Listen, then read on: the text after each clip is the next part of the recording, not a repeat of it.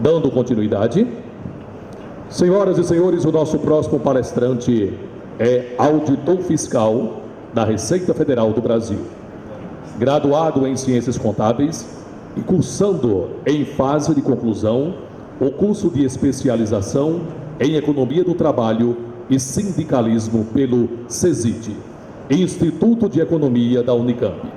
Foi presidente do Unafisco Sindical, Sindicato Nacional dos Auditores Fiscais da Receita Federal, de 1999 a 2003, vice-presidente 1995 a 1997, diretor de Assuntos Parlamentares 2005 a 2007. Atualmente é diretor da Diretoria de Assuntos Institucionais do Instituto de Justiça Fiscal. Recebamos com aplausos o ilustre palestrante, auditor fiscal, Paulo Gil.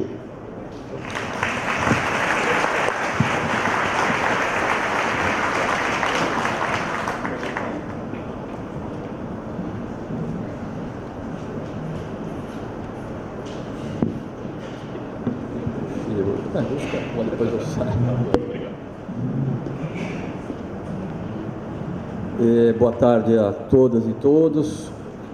Começo agradecendo o convite e parabenizando a FENAFISCO por organizar esse debate.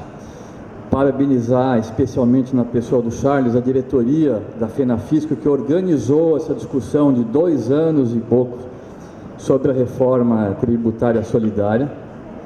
Se a gente for pensar, é o primeiro contraponto efetivo no rumo e propositivo no rumo de completar a construção do estado de bem-estar social desde a Constituição Federal de 88, porque a Constituição apontou o estado de bem-estar social e logo começaram os ataques, ou seja, nós tivemos a tal da construção interrompida, como diz o Celso Furtado.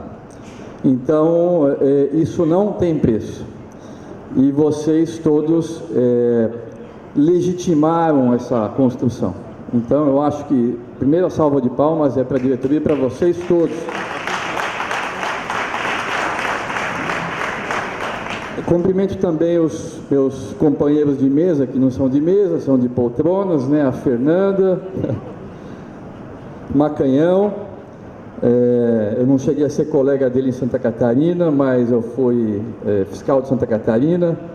O primeiro churrasco que eu fiz em Santa Catarina foi na casa do Renato, que eu participei, o Renato Rinning, está sentado ali, que eu reconheci de longe, é fácil reconhecer o Renato. Cumprimentar o André Horta, o Roberto, e é um prazer muito grande estar aqui. Eu comecei minha formação profissional como, vamos dizer, auditor estadual, né? No trânsito, enfrentei uma pedreira danada, fiquei 10 anos em Santa Catarina e fui para a Receita Federal. Depois não estou falando aqui em nome da Receita Federal, obviamente, estou falando em nome do Instituto Justiça Fiscal, né? Como vocês sabem, essas foram as entidades que construíram essa proposta de reforma tributária solidária, e eu represento ali o Instituto de Justiça Fiscal. Sou também filiado à Anfip, né? Esse processo maravilhoso. Bom, o tema que eu vim falar é simplificação e federalismo.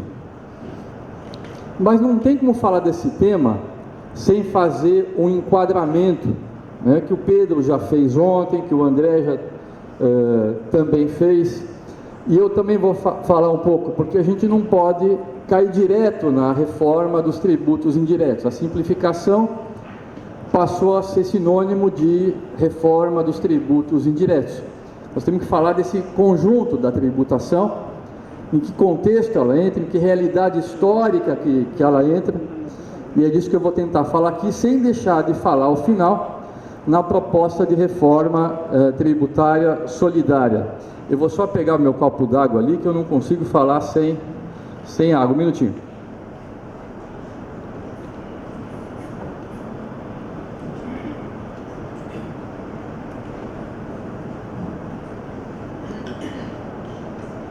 Então vamos lá. Ontem foi falado pelo Pedro, eu acho que está nas nossas mentes e corações, acho que nós não precisamos também perder muito tempo para convencer ninguém disso. Hoje em dia, o principal problema do mundo e do Brasil é a desigualdade. No Brasil em desigualdade de renda, está classificado em 9º lugar. Não é nada meritório isso. Os 8 que estão acima da gente são países da África, países muito pobres da América Central. E nós somos o 9º país, temos uma renda em que 10% dos cidadãos desse país, dos habitantes com 10% de maior renda, tem 54 vezes mais renda dos que estão nos 10% no extrato inferior, no 10º inferior da pirâmide. É uma situação assim vergonhosa. E não é só desigualdade de renda, é desigualdade de gênero, é desigualdade regional, é desigualdade étnica, são várias desigualdades. Desigualdade no acesso aos serviços públicos, existem os monopólios sociais, educação de qualidade nesse país ainda é um monopólio social. Então a desigualdade é o ponto mais importante para atacar. O Thomas Piketty está lançando um livro na França, não sei se vocês viram isso, e esse livro vai falar também da desigualdade. Ele diz o seguinte: a desigualdade, ela tem uma justificativa ideológica, é preciso justificar a existência dos vencedores. E o Pedro Rossi, meu professor na Unicamp, na verdade eu estou terminando o mestrado da Unicamp, ele também falou disso ontem.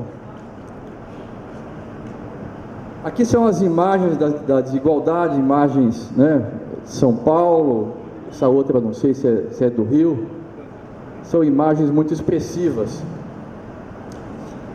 E a partir disso, é preciso lembrar o seguinte: a tributação, ela existe para criar melhores níveis de bem-estar na sociedade.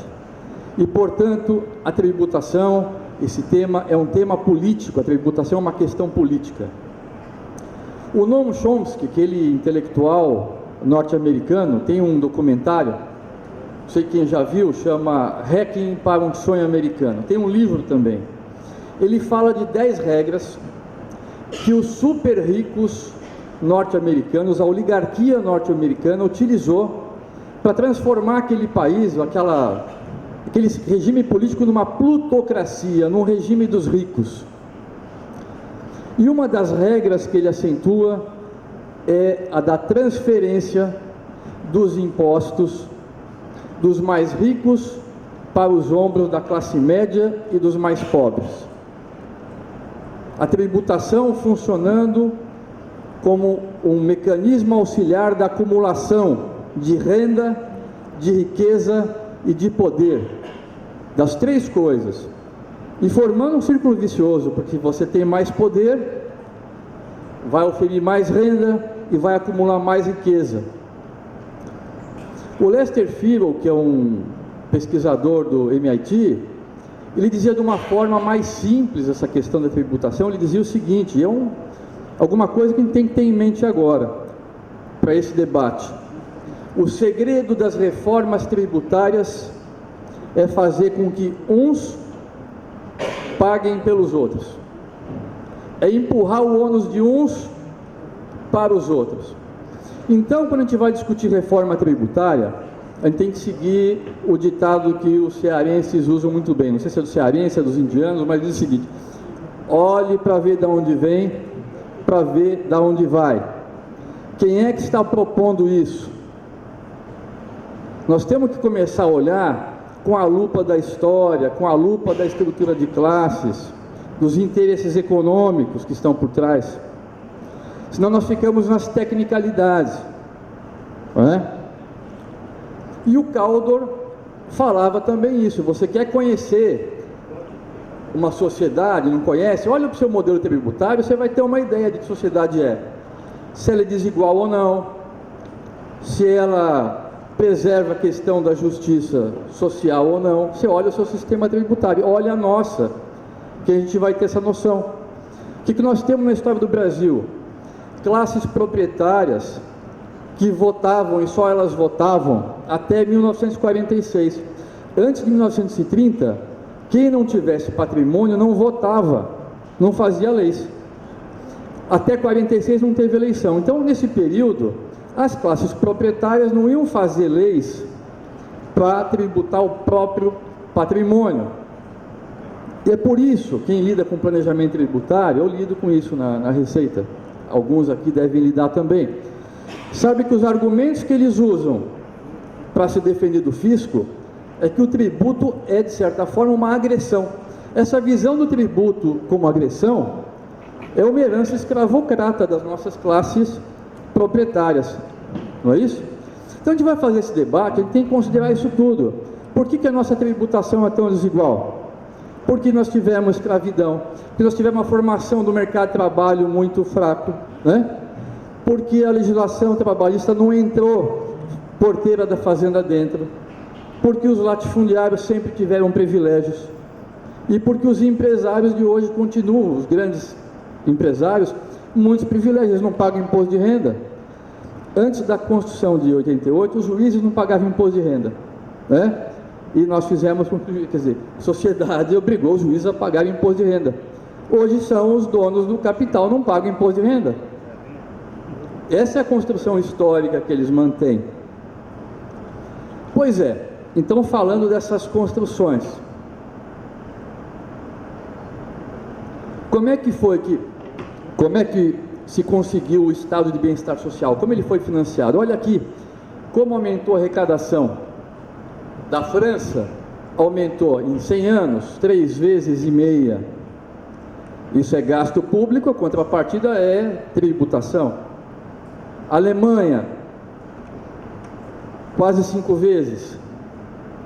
Eu vou pegar o microfone, vai ficar melhor. Vou para lá. Oi? Tá, né? O Japão, quase 3 vezes. A Suécia, 11 vezes. Inglaterra, quase 5. Estados Unidos, quase 4 vezes. Isso é presença do Estado na coordenação dos investimentos, é gasto social, né? E tributação progressiva.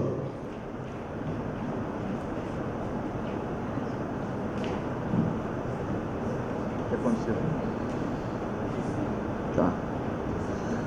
Existe o debate sobre se a nossa carga é alta ou baixa. Acho que não precisa fazer esse debate aqui, né?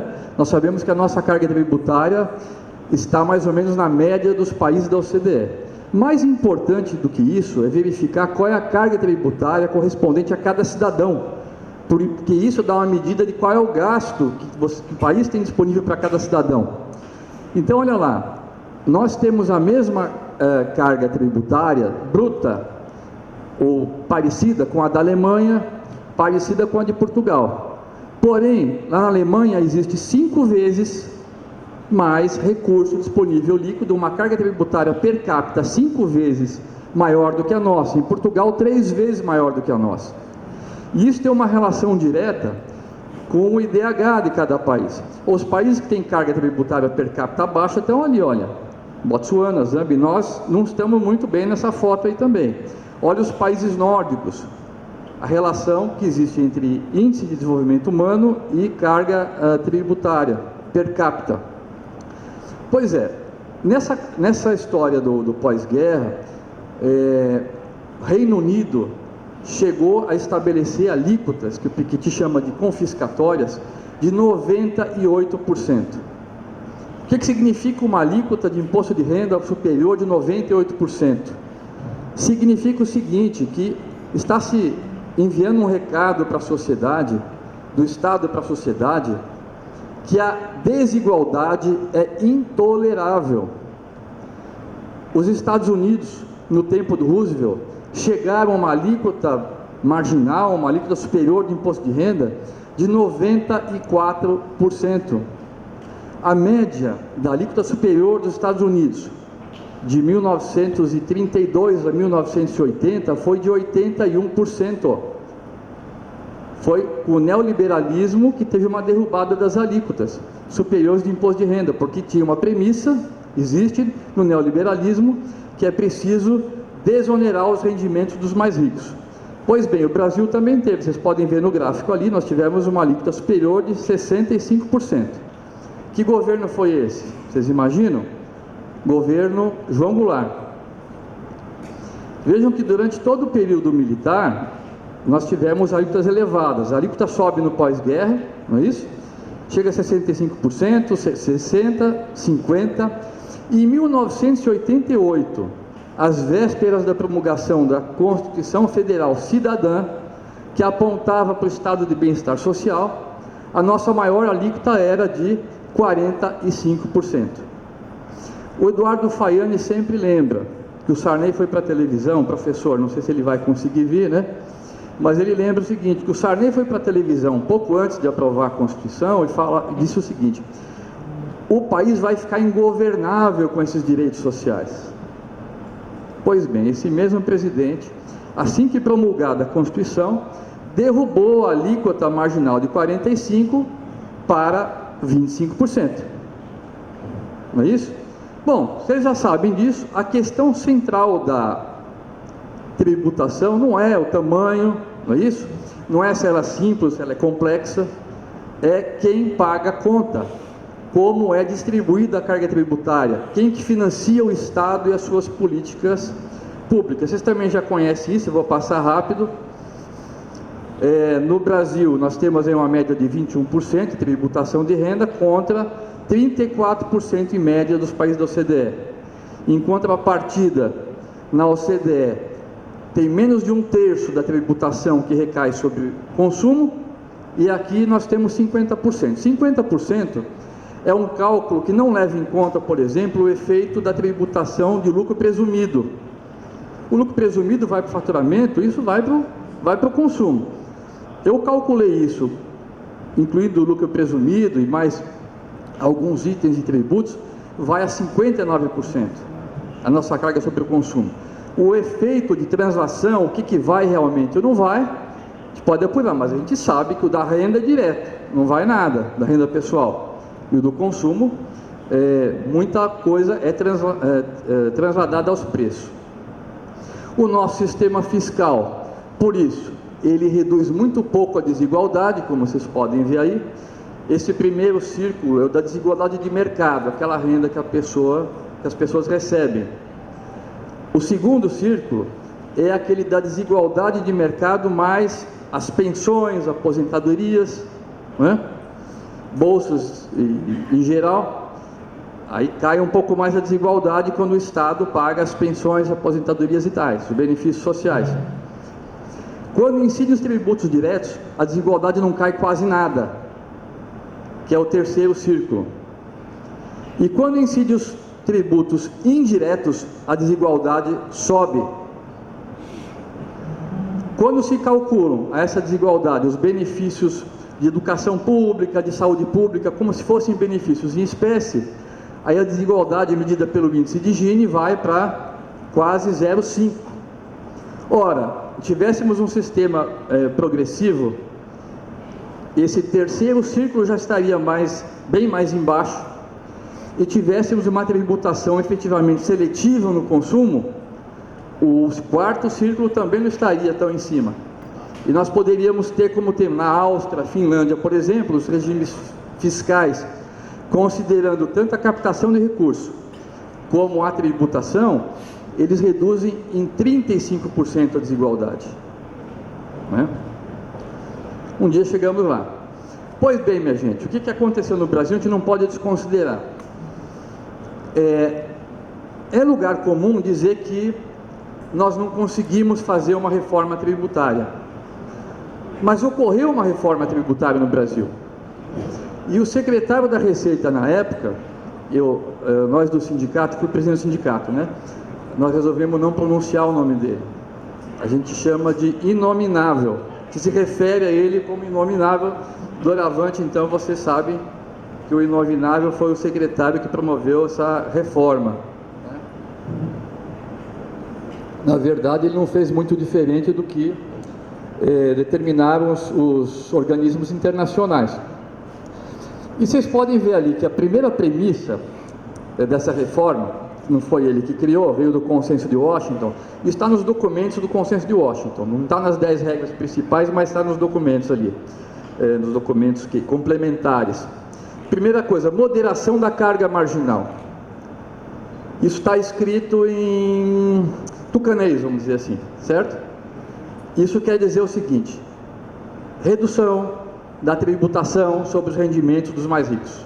É isso, em bom português. Ora, se você reduz os rendimentos mais ricos, você faz o quê? Amplia a base tributária para compensar. Amplia onde? Para os ricos? Claro que não. Você amplia para os mais pobres. Pensar tributação, tem que pensar sempre que cada tributo, ao fim e ao cabo, vai incidir sobre uma pessoa de carne e osso. Tá certo? E aí a gente já sabe, vai incidir sobre os mais pobres. Sustentação sólida aos gastos governamentais. Isso foi a história do Plano Real, combinado binômio câmbio valorizado e moeda apreciada, né? Que a dívida pública explodiu por conta disso. Isso, Consenso de Washington, isso é uma política para todos os países, mais ou menos. Então você, em resumo, você tem que fortalecer as finanças públicas para sustentar esse crescimento da dívida, pagamento da remuneração dos títulos, e além disso você desonera os ricos e os pobres pagam as duas contas.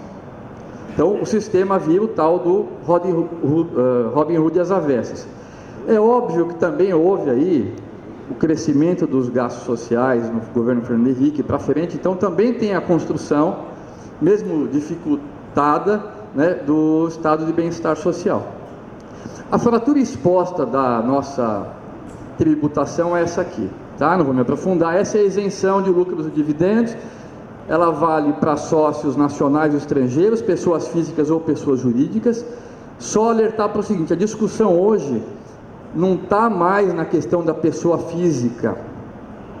Isso, a nossa elite econômica, ela já percebeu que isso é insustentável. Só o Brasil e a Estônia que tem essa isenção. Eles estão preocupados com o quê? Com as sócias, pessoas jurídicas estrangeiras. Por isso que existem estudos dizendo, olha, você acaba aí com o artigo 10, mas o artigo 9, que é a dedução de juros de capital próprio, que é o mecanismo mais sofisticado. Da mesma forma, a tributação dos lucros, esse a gente cria um outro nome, tá certo? Muda esse conceito e permanece isso. Olha, o mais bobinho vai fechar a porta da desoneração por um caminho, ele vai usar outra. Certo? Bom, por enquanto está na renda. Falei, quando é que ele vai falar tributação indireta? Bom, já vou falar.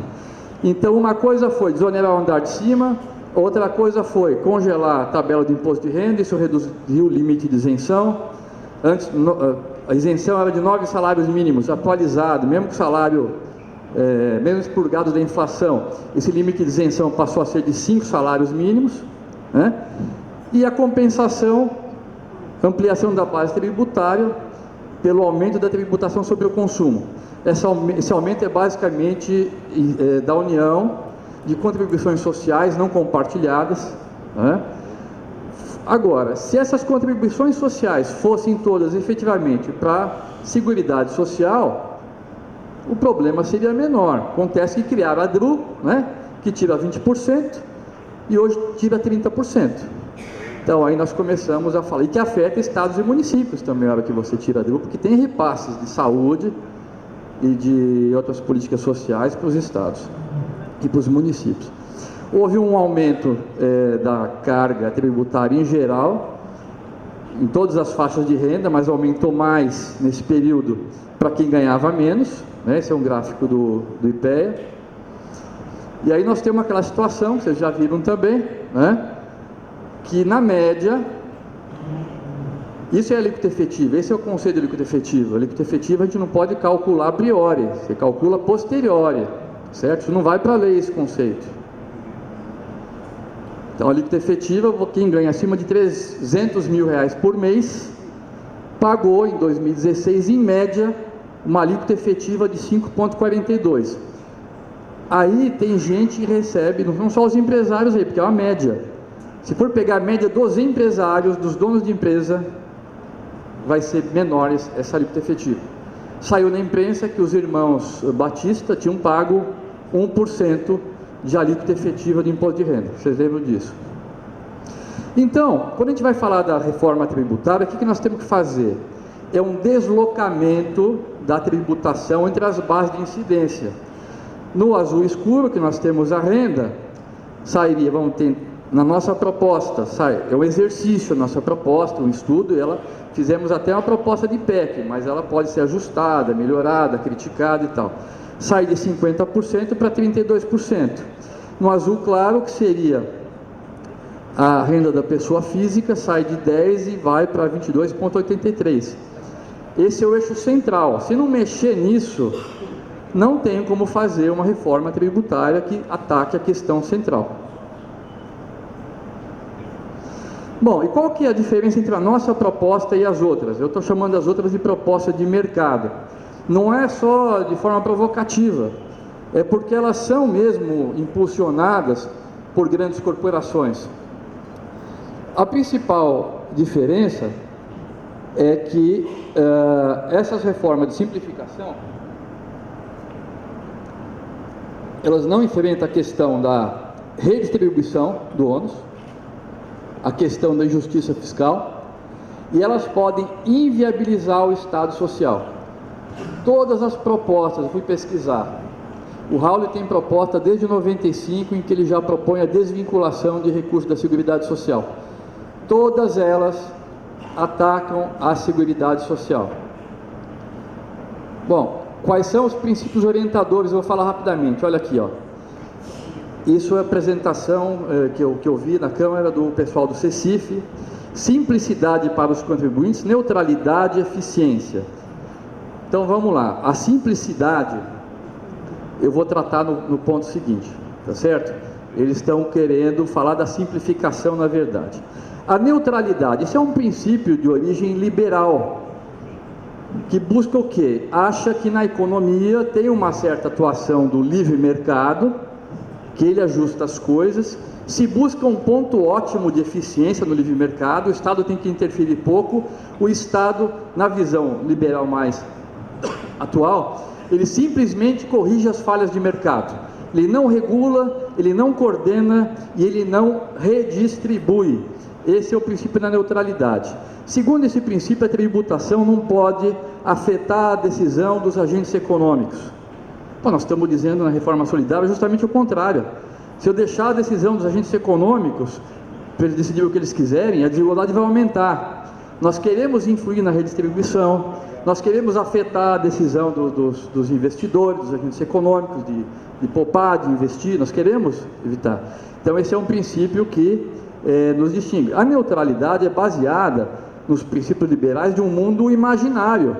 Pedro falou isso ontem, hoje falou também o André. Não existe esse mundo que os liberais falam, da concorrência perfeita, do agente ter todas as informações para julgar, para avaliar, para decidir. Não existe. Na realidade, não existe. Existe o mundo das grandes corporações, dos grandes oligopólios. E a eficiência, que é uma coisa boa, ela pode ser obtida de duas maneiras. Você pode obter mais eficiência na economia, com investimento, com pesquisa, com educação, com criação de demanda, com redução da desigualdade, o André também falou disso, e você pode obter eficiência por um pacote, como aqui no Brasil, que as indústrias desde 95 defendem, você rebaixa o custo da força de trabalho, dos encargos trabalhistas e dos encargos tributários. São 6 itens que eles apontam. A história da simplificação, portanto, ela remonta a essa tese da competitividade, lógico, temos que ter condições de competir, mas que ataca apenas o andar de baixo. Você ataca os direitos dos trabalhadores e você esvazia o financiamento do Estado. Então dizem eles que, observados esses princípios, a função da tributação seria obter recursos para financiar as políticas públicas. A função da tributação não é só arrecadar. Esse é um problema sério. Não é só arrecadar.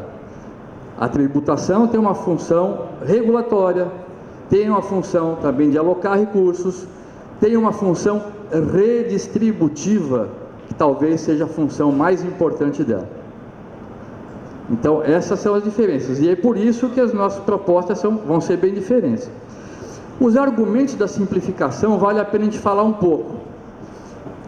Alguns a gente até se diverte um pouco. O que eu mais vi nos estudos é esse argumento aí, baseado no ranking de competitividade do Doing Business, que é um relatório do Banco Mundial.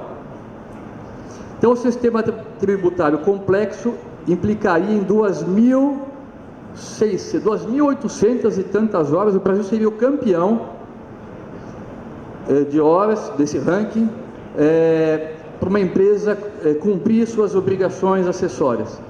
Vejam que tem uma confusão nessa simplificação, que está remetendo já a cumprimento de obrigações acessórias e não ao sistema tributário. Ocorre que esse Doing Business, se vocês forem dar uma pesquisada, ele foi desmoralizado publicamente. Esse relatório do Banco Mundial foi criticado pelo próprio Banco Mundial. Eles têm uma organização independente de investigação que recomendou o fim dessa publicação. Essa publicação faz um ranking que pontua mais o país que fez mais reformas liberais. Quem seguir a cartilha pontua mais. E o o economista-chefe do Banco Mundial renunciou por conta das denúncias em cima desse Doing Business. Ele saiu criticando, o próprio economista-chefe saiu criticando. Podem recuperar na imprensa. E todos esses estudos, está na hora do pessoal começar aprofundar um pouco essa discussão, né?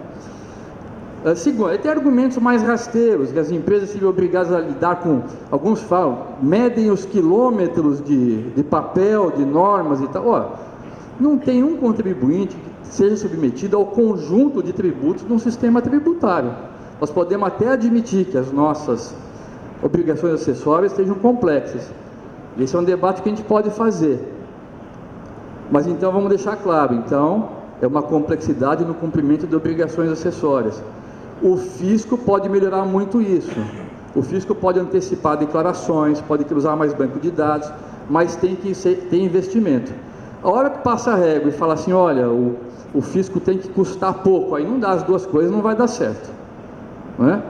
Mas então a gente pode defender a simplificação do cumprimento das obrigações acessórias. Bom, e aí por fim o argumento da busca de um melhor ambiente de negócio e atração de investimentos. É como se,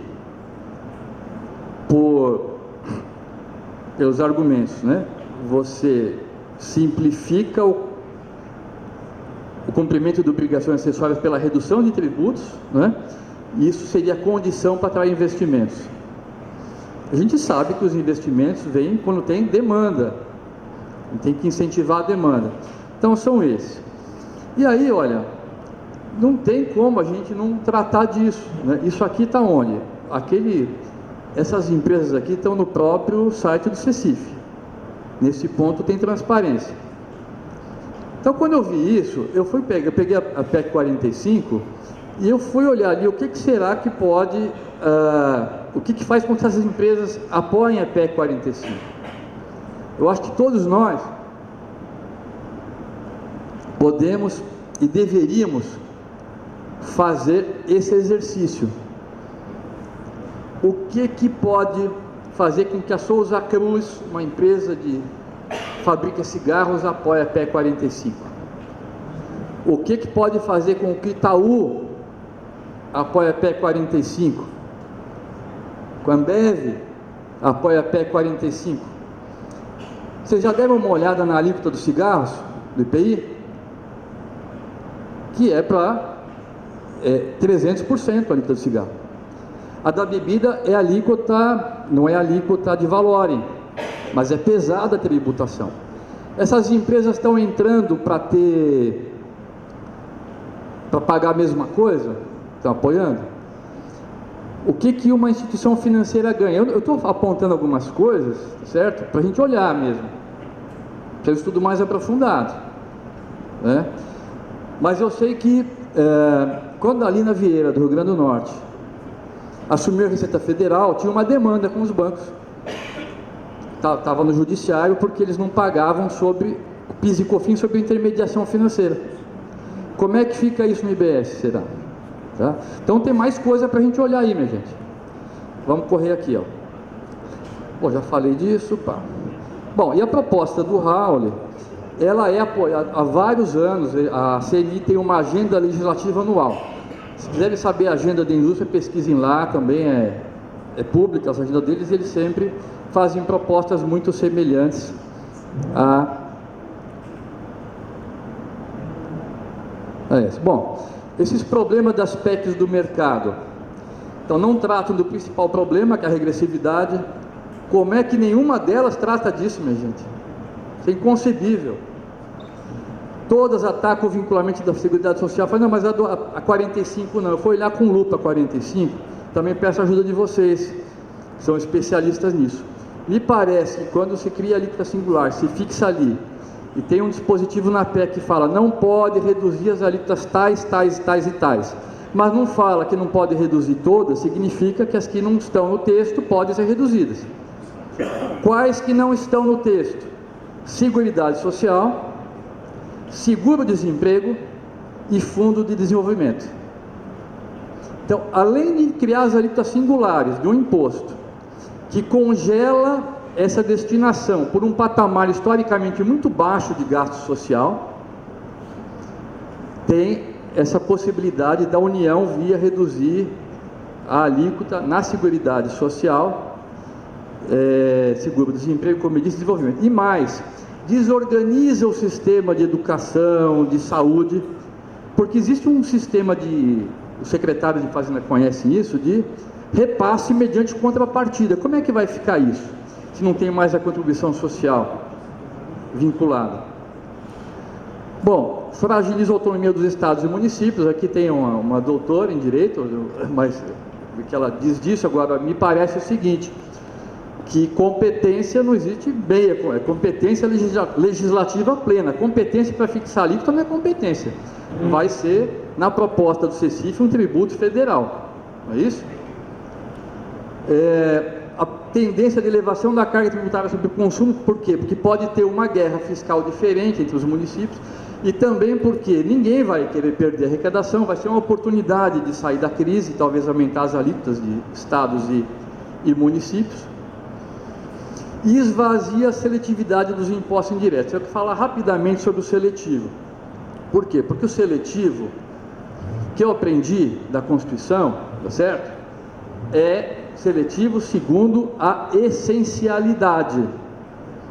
Ele também serve para inibir externalidades negativas, como o caso do cigarro, da bebida.